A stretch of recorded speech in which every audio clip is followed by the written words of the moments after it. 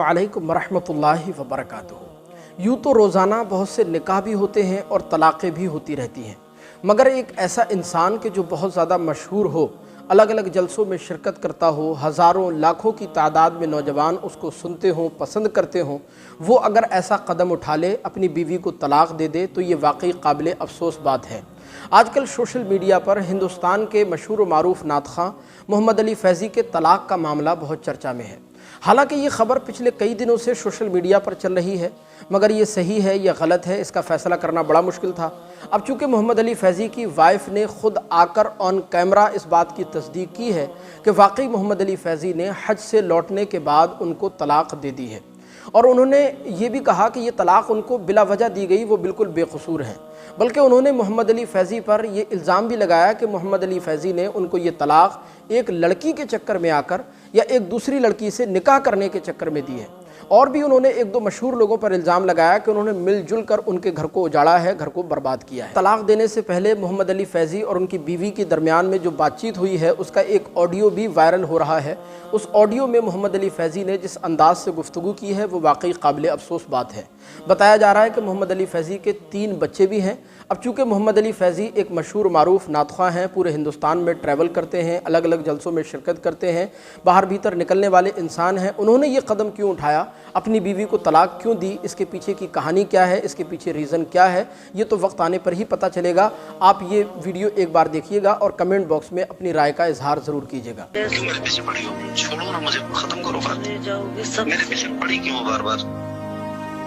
मैंने कहीं दूसरे से हूँ, मेरी शादी हुई तो कौन पड़ेगा? मैं नहीं पढ़ूंगी तो कौन पड़ेगा? शादी होती है तो तलाक भी होता है। दे देंगे तुमको बहुत जल्दी इंशाल्लाह, परेशान मत हो। जो उखाड़ लूंगा वो कर लेना, जो उखाड़ लूंगा वो कर लेना, जो उखाड़ लूंगा वो कर लेना। बहुत बार मैं रोई, लेकिन मेरी बात नहीं वो सुनी।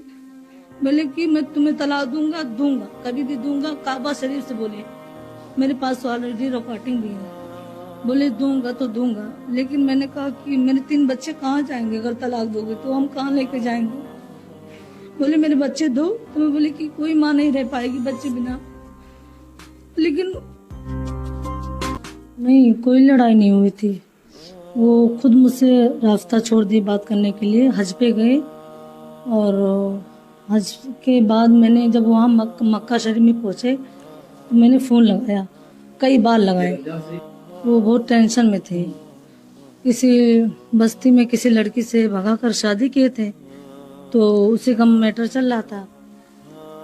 तो वो बहुत ज़्यादा उससे मतलब झगड़ा लड़ाई हुई। वो तलाक मांग रही थी, तो उसको भी तलाक दिए मेरे सामने। और उसके बाद वो बहुत बोले कि मैं बहुत टेंशन में हूँ, ये हूँ, मैं डिप्रेशन में हूँ, मैं उससे बहुत इश्क करता हूँ। मतलब ऐसे कई लड़कियों से वो रास्ता करे, शादी करते हैं, छोड़ देते हैं। और उससे मतलब ऐसे ही काम चल रहा था उनका, किसी लड़के से बात कर रहे थे।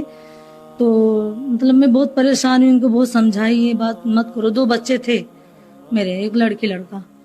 उसके बाद उन्होंने धमकी मुझे दिया, अगर तुम ऐसे करोगे, मुझे टॉर्चर करोगे तो मैं तुम्हें तलाक दूंगा। तो मतलब मैं बहुत ज़्यादा मुझे टॉर्चर किए।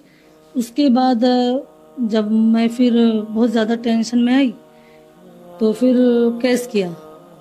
केस करने के बाद फिर मुझसे वो माफ़ी मांगने लगे और बोले कि ऐसा ख़त्म कर दो शमा, मैं तुम्हें माफ़ कर दूँ। मदीने की कसम भी खाए कि मैं तुम्हें कभी कुछ नहीं कहूँगा और तुम ये ख़त्म कर दो। मैंने वो ख़त्म कर दिया केस। उसके बाद फिर किसी लड़की से रफ्ता किए, बस्ती की एक लड़की है कोई, मोहम्मद अली की अम्मी और फ़तेह मोहम्मद, अहमदुल फत्ता, ये सब मिलकर साजिश रचे मेरे साथ। मुझे कुछ नहीं पता था, मैं इससे एकदम वो थी। लेकिन जब बीच में जब उम्रा करके आए, रमजान शरीफ की बात हुई, जब उम्रा करके आए तो मदीना गए थे, फिर भी मुझसे बात नहीं, इतना तक नहीं कहा कि मैं मदीना जा रहा हूँ, मुझसे सलाम तक नहीं किए। मार पीट, मुझे कुछ तकलीफ थी गले में तो चले गए वो। कोई बात नहीं, मैं रो कर अपने घर में बैठी थी। उसके बाद मेरा गला बहुत दर्द हुआ था, ऑपरेशन के लिए मुझे लखनऊ भेजने के लिए कह रहे थे, लेकिन नहीं गई। उसके बाद उन्होंने हमसे बात नहीं की। फिर मैं घर पे आ गई, उनको सुनी कि मैं वो मदीने से आ रहे हैं, मदीना शरीफ से, तो मैं घर पे गई। तो बोले कि क्यों आई? मैंने कुछ नहीं कहा। वो ऊपर गए, लेटे, खाए पिए, उसके बाद नहीं बोले। ईद आ गई फिर भी नहीं बोले। ईद की जब नमाज पढ़ के आए तो थोड़ा मतलब बात हुई, उसके बाद बोले कि मैं जा रहा हूँ सोने। किसी बच्चे से तो कोई ताल्लुक मोहब्बत कुछ नहीं। और वही सी लड़की का मैटर कोई था, वो जहाँ बस्ती की लड़की थी तो वो उससे निकाह किए थे। फिर उसके बाद वो लड़की खुद शादी कर रही थी, कहीं शादी कर रही थी। तो ऐसे से बात होने लगी। बताया, फतेह मोहम्मद ने बताया कि वो लड़की दूसरी शादी कर रही है और तुमसे ऑलरेडी निकाह हुआ है। तो वो मतलब वो टेंशन में हुए। 24 तारीख को गए, दिन में उससे पूछताछ की, उसको मारे। उसके बाद उसको बस मामला बाज गया। उसके बाद लड़की ने मुझे फ़ोन किया कि मोहम्मद अली ने मुझसे ज़बरदस्ती शादी कर रहे हैं मुझसे, और शादी अगर उनको बचा लो, उनका मतलब बहुत कुछ मुझसे बात बताई। मैंने उनको फ़ोन लगाई कि ऐसे लड़की ने बात मुझसे कर रही थी, क्या बात है, कोई मैटर है? बोले नहीं, तुमको आऊँगा तब बताऊँगा। उसके बाद आए, बोले मैं उससे शादी किया हूँ। फिर मतलब वो लड़की बहुत जिद की कि मुझे तलाक दो, तलाक दो। हालांकि वो मुझे मेरे सामने ही तलाक दिए, उसको तलाक दे दिए। उसके बाद बीच में कोई फ़ोटो वायरल हुई थी। मोहतरम नाजरीन, आपने इस वीडियो को समाअत किया। ये वाकई मोहम्मद अली फैज़ी और उनकी बीवी के दरमियान में जो तलाक़ का मामला हुआ है, ये बहुत ज़्यादा गलत हुआ है। ऐसा बिल्कुल भी नहीं होना चाहिए, क्योंकि घर बहुत मुश्किल से बसते हैं। याद रखें, तलाक़ देना जायज़ और हलाल तो है, लेकिन जायज़ और हलाल चीज़ों में सबसे ज़्यादा जो नापसंदीदा चीज़ है वो तलाक़ को माना गया है। इसलिए कभी भी तलाक़ की तरफ ना जाएं, बल्कि सब्र और सुकून के साथ अपने घर को चलाने की कोशिश करें। मियाँ बीवी के दरमियान में बहुत सारी चीज़ें ऐसी हो जाती हैं जो नाकाबिल बर्दाश्त होती हैं, लेकिन सब्र और सुकून से अपनी ज़िंदगी को चलाना, अपनी ज़िंदगी को आगे बढ़ाना, यही समझदारी है। अल्लाह अज़्ज़ व जल की बारगाह में दुआ है, अल्लाह तबारक व तआला हम सब के घरों में चैन व सुकून को कायम दायम फरमाए। अस्सलामु अलैकुम व रहमतुल्लाह।